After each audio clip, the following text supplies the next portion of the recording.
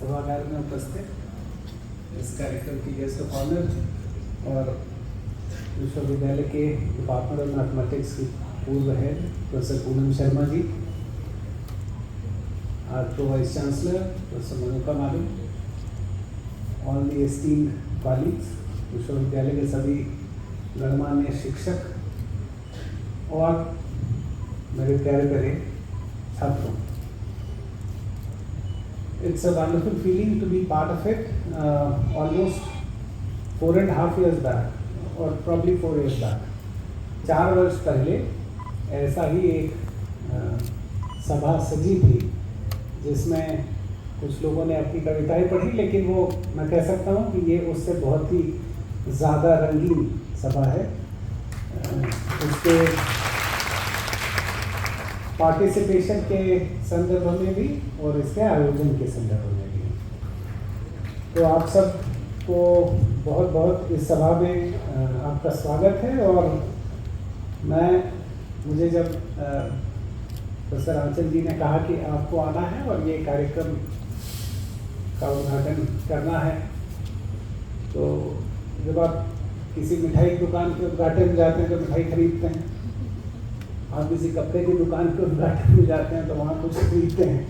तो कवि सम्मेलन के उद्घाटन में मुझसे बहुत ज़्यादा उपयुक्त पात्र हैं। यहाँ तमाम लिटरेचर के डिपार्टमेंट्स के लोग हैं, संस्कृत भी है, हिंदी भी है, इंग्लिश भी है, उर्दू के कोई नहीं है, जबकि आपके यहाँ उर्दू के अच्छे कवि हैं। तो उसमें मैंने कहा भाई मैं कुछ बोरोड कंटेंट के साथ करूँगा। एक इंटरेस्टिंग बात और बता दूं कि यहाँ पे जैसे मैंने पहले भी कहा, मेरी नौकरी जब दूसरी नौकरी मेरी लगी थी तो मुझे लगता है वो मेरी कविता सुना के लगी थी। तो मुझे याद है यहाँ कुछ लोग मंच पर बैठे हैं, इनके इंटरव्यू में भी इन्होंने कविताएं सुनाई थी।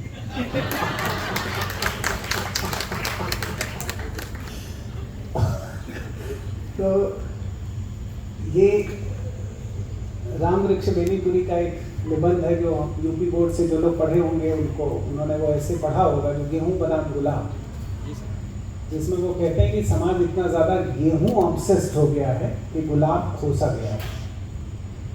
और अगर गुलाब हो समाज में और जीवन में तो ये बहुत सारी जो नेगेटिविटी हम हर तरफ देखते हैं वो काफ़ी कम हो सकती है। इसलिए गुलाब के महत्व को पुनर्स्थापित करने के लिए विश्वविद्यालय इस तरह के आयोजन और करेगा, ऐसा मेरा विश्वास है। ये आप सबके अंदर के व्यक्ति को और परिमार्जित करता है, आपके सोच को ज़्यादा सरल करता है और आपके होलिस्टिक डेवलपमेंट को इंश्योर करता है। इसलिए जहाँ गेहूं का अपना महत्व है वहीं गुलाब का भी महत्व है। तो मैंने सुबह से मैं होमवर्क पे लगा, जब से मुझे इनविटेशन मिला तो मैंने सोचा मैं क्योंकि दिनकर जी का बड़ा फैन हूँ, और आप किसी कविता में देखेंगे उसके बहुत आयाम होते हैं, नॉट नेसेसरली कि सिर्फ एक कम्युनिकेशन है, एक कहानी कहना है, सिर्फ वही नहीं है, उस कहानी को कैसे कहना है, उनमें शब्दों का संयोजन कैसा है, वो मीटर पे कितना उतरता है, उसके कहने की शैली कैसी है, वो शब्द जब साउंड बन के ध्वनि बन के निकलते हैं तो वो ध्वनि किस प्रकार का इम्पैक्ट क्रिएट करते हैं। तो ये बहुत सारे एस्पेक्ट्स हैं। और जब आप कई सारे लोग यहाँ बैठे हैं, कुछ मुझे लगता है संकोच में अभी सामने ही बैठे हैं, वो धीरे धीरे सामने आएंगे आकांक्षा जी जैसे, तो आप और शिक्षकों को सुनेंगे और प्रेरित होंगे। कुछ स्टूडेंट्स भी आएंगे, वो भी अपनी कविताएं सुनाएंगे। तो एक दिनकर जी की कुछ लाइनें मैं पढ़ता हूँ और उनकी विश्वविख्यात महाकाव्य रश्मि रथी से आप इसके, ये तो कहानी की शुरुआत है, जो वो कहानी कह रहे हैं वो कर्ण की कहानी है, आप सब जानते हैं, उसकी शुरुआत है। लेकिन आप देखें किस प्रकार के शब्दों का चयन है, और वो शब्द जब ध्वनि बन के निकलते हैं तो वो आपके अंदर कैसा इम्पैक्ट क्रिएट करते हैं। जय हो जग में जले जहाँ भी नमन पुनीत अनल हो को, जिस नर में भी बसे हमारा नमन तेज को बल को। किसी वृंत पर खिले विपिन में पर नमस्य है फूल, सुधी खोजते नहीं गुणों का आदि शक्ति का मूल। ऊंच नीच का भेद न माने वही श्रेष्ठ ज्ञानी है, दया धर्म जिसमें हो सबसे वही पूज्य प्राणी है। क्षत्रिय वही भरी हो जिसमें निर्भयता की आग, सबसे श्रेष्ठ वही ब्राह्मण है हो जिसमें तत्याग। तेजस्वी सम्मान खोजते नहीं गोत्र बतला के, पाते हैं जग में प्रशस्ति अपना कर्तव्य दिखला के। हीन मूल की ओर देख जग गलत कहे या ठीक, वीर खींच कर ही रहते हैं इतिहासों की नई। जिसके पिता कर्ण के बारे में कहते हैं, जिसके पिता सूर्य थे माता कुंती सती कुमारी, उसका पलना हुआ धार पर बहती हुई पिटारी। सूत वंश में पला चखा भी नहीं जननी का क्षीर, निकला कर्ण सभी ओकों में तब भी अद्भुत वीर। ये कितना बड़ा संदेश है जिसके लिए लंबे लंबे भाषण बहुत सारे लोग कहते हैं और वो इम्पैक्ट पैदा नहीं करता है। वो कुछ लाइनें अपने कुछ शब्दों के ऐसे संयोजन से क्रिएट करती है। तन से समर शूर, मन से भावुक, स्वभाव से दानी, जाति गोत्र का नहीं शील का पौरुष का अभिमानी। ज्ञान ध्यान शास्त्रार्थ, शास्त्र का कर सम्यक अभ्यास, अपने गुणों का किया कर्ण ने आप स्वयं सुविकास। अलग नगर के कोलाहल से, अलग पुरी पुरजन से, कठिन साधना में उद्योगी लगा हुआ तन मन से। निज समाधि में निरत सदा, निज कर्मठता में चूर, वन्य कुसुम सा खिला कर्ण जग की आंखों से दूर। नहीं फूलते कुसुम मात्र राजाओं के उपवन में, अमित बार खिलते वे पुर से दूर कुंज कानन में। समझे कौन रहस्य प्रकृति का बड़ा अनोखा हाल, गुदड़ी में रखती चुन चुन कर बड़े कीमती लाल, बड़े कीमती लाल। जलद पटल में छिपा किंतु रवि कब तक रह सकता है, युग की अवहेलना सूरमा कब तक सह सकता है। पाकर समय एक दिन आखिर उठी जवानी जाग, फूट पड़ी सबके समक्ष पौरुष की पहली आग। रंगभूमि में अर्जुन था जब समा अनोखा बांधे, बढ़ा भीड़ भीतर से सहसा कर्ण शरासन साधे। कहता हुआ तालियों से क्या रहा गर्व में फूल, अर्जुन तेरा सुयश अभीक्षण में होता है। तूने जो जो किया उसे मैं भी दिखला सकता हूँ, चाहे तो कुछ नई कलाएं भी सिखला सकता हूँ। आंख खोल कर देख कर्ण के हाथों का व्यापार, फूले सस्ता सुयश प्राप्त कर उस नर को धिक्कार। कितना बड़ा संदेश दिनकर जी, कितनी कैसी भाषा में, कैसी ध्वनियों में, कैसे शब्दों में एक संयोजित करके हमारे आप तक प्रस्तुत करते हैं। हमारे पुरानी लिटरेचर में श्रुतियों का बड़ा महत्व रहा है। तो पहले तो ऐसी कॉपी किताब होती नहीं थी, अब तो सब टैबलेट पे हो रहा है। तो जब रिदमिक कंटेंट के थ्रू कम्युनिकेशन किया जाता है तो उसका रिटेंशन इजी है, इसीलिए उसको मात्राओं में बांध के कहा जाता था कि वो हम गेय हो जाए, सरल हो जाए। गाने से उसका याद कर, सिनेमा गाने हमको याद हो जाते हैं और कोई लाइन इधर की उधर नहीं होती। अगर इधर की एक का की बदले तो हमको पता लग जाता है कि इसमें कहीं हम गलती कर रहे हैं। तो श्रुतियों का के माध्यम से बड़े बड़े संदेश हमेशा से यहाँ हमारे यहाँ प्रेषित किए जाते हैं। मैं एक और इसी तरह के बहुत ही लोकप्रिय कवि हरिवंश राय बच्चन जी की, जो मुझे बहुत पसंद है, तो मैं उनकी कुछ पंक्तियाँ आपके सामने पढ़ता हूँ। ये भी हमने पढ़ी है, मुझे लगता है 10th 11th में पढ़ी होंगी। पूर्व चलने के बटोही बाट की पहचान कर ले। स्टूडेंट्स के लिए ये बहुत ज़्यादा सिग्निफिकेंट है। पूर्व चलने के बटोही बाट की पहचान कर ले, पुस्तकों में है नहीं छापी गई इसकी कहानी, हाल इसका ज्ञात होता है न औरों की ज़बानी। अनगिनत राही गए इस राह से उनका पता गया, पर गए कुछ लोग इस पर छोड़ पैरों की निशानी। यह निशानी मूक होकर भी बहुत कुछ बोलती है, खोल इसका अर्थ पंथी पंथ का अनुमान कर ले, पूर्व चलने के लिए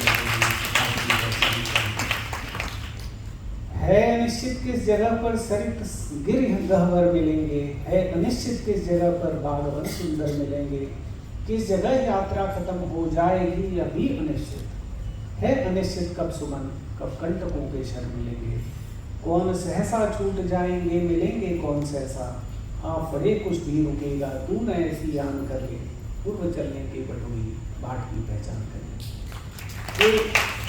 कितनी प्रेरक पंक्तियाँ अपना संदेश व्यापकता में आप तक पहुँचाती हैं।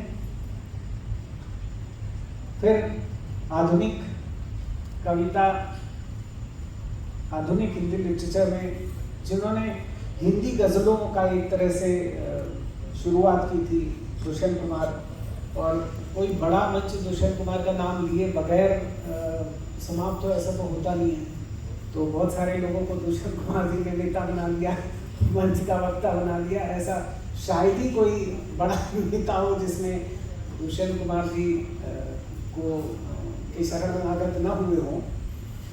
तो उनकी वैसे तो बहुत सारी पॉपुलर कविताएं गीत हैं। एक जो नई कविता के रूप में हम तक है, उसको मैं पढ़ूं। मैं फिर जन्म लूंगा, फिर मैं इसी जगह आऊंगा, उचटती निगाहों की भीड़ में अभागों के बीच लोगों की क्षत विक्षत पीठ सहलाऊंगा, लंगड़ा कर चलते हुए पांवों को कंधा दूंगा, गिरी हुई पद मर्दित पराजित विवशता को बाहों में उठाऊंगा।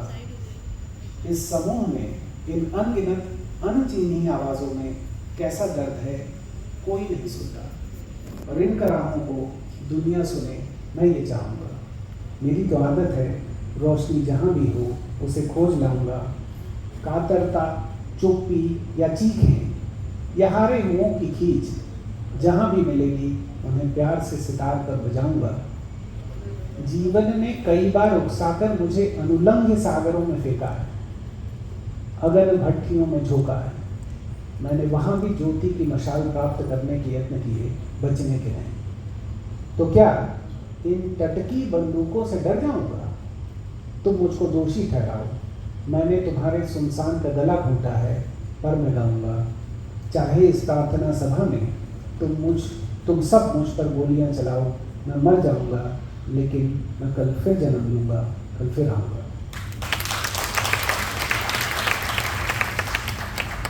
गांधी जी के ऊपर इतनी सरल भाषा में, और नई कविता मैंने आपको दो तरह की सुनाई। एक रिदमिक कंटेंट था और एक नॉन रिदमिक।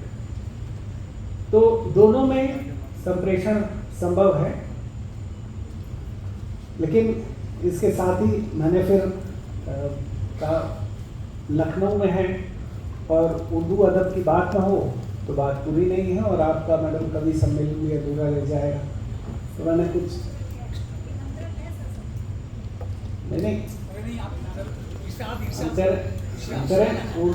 उर्दू लिटरेचर जब तक पढ़ा न जाए तब तक वो कंप्लीट नहीं है। तो मैं कुछ पवन जी ने एक साथ मैं कुछ लाइनें आपको अहमद फराज की बताता हूँ, पढ़ता हूँ। फिर उसी रह गुजर पर शायद हम कभी मिल सके, मगर शायद जिनके हम मुंतजर रहे उनको मिल गए और हम सफर शायद।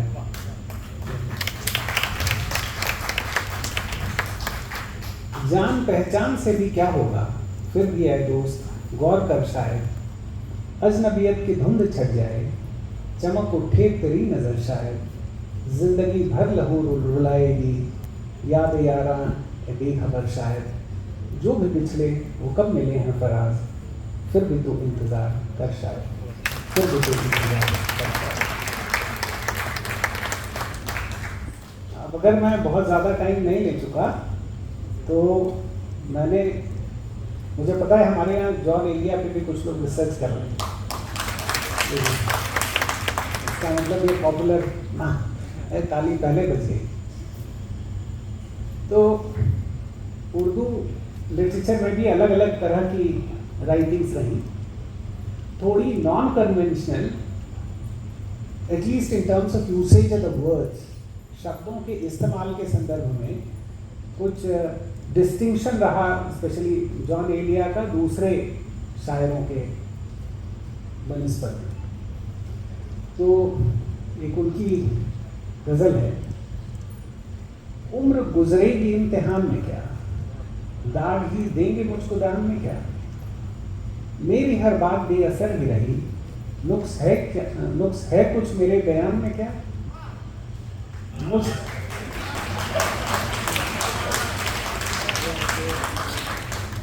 मुझको तो कोई टोकता भी नहीं, यही होता है खानदान में क्या।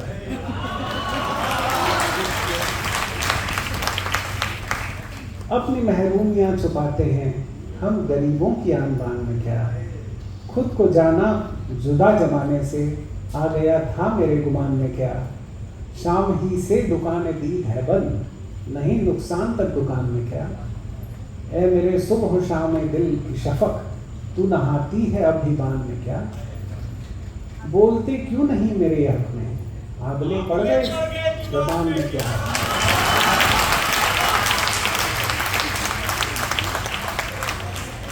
खामोशी कह रही है कान में क्या, आ रहा है मेरे गुमान में क्या, दिल की आती है जिसको ध्यान बहुत, खुद भी आता है अपने ध्यान में क्या, वो मिले तो ये पूछना है मुझे, अब भी हूं मैं तेरी ईमान में क्या।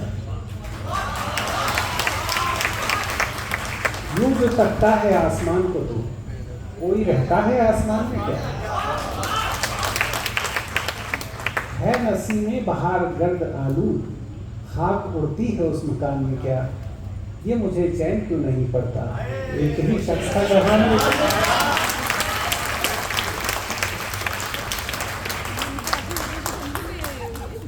So, I believe many of these students have been an avid reader of John Elia.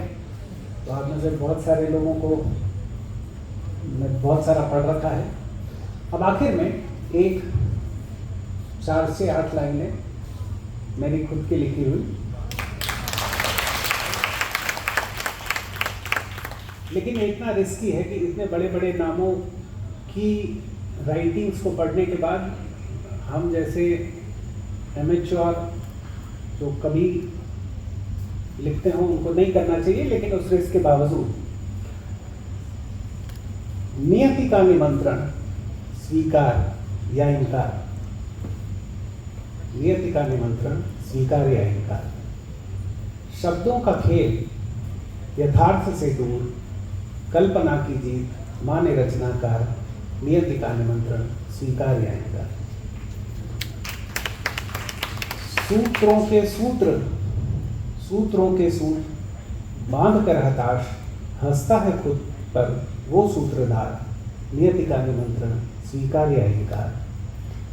प्रेम का मधुमास वेदना के तार, यह मिला या वो गया जाने पालनहार, नियति का निमंत्रण स्वीकार या इनकार। भागता है वो सत्य से परे, खोजता है राह वो बारंबार, नियति का निमंत्रण स्वीकार स्वीकार स्वीकार। Thank you.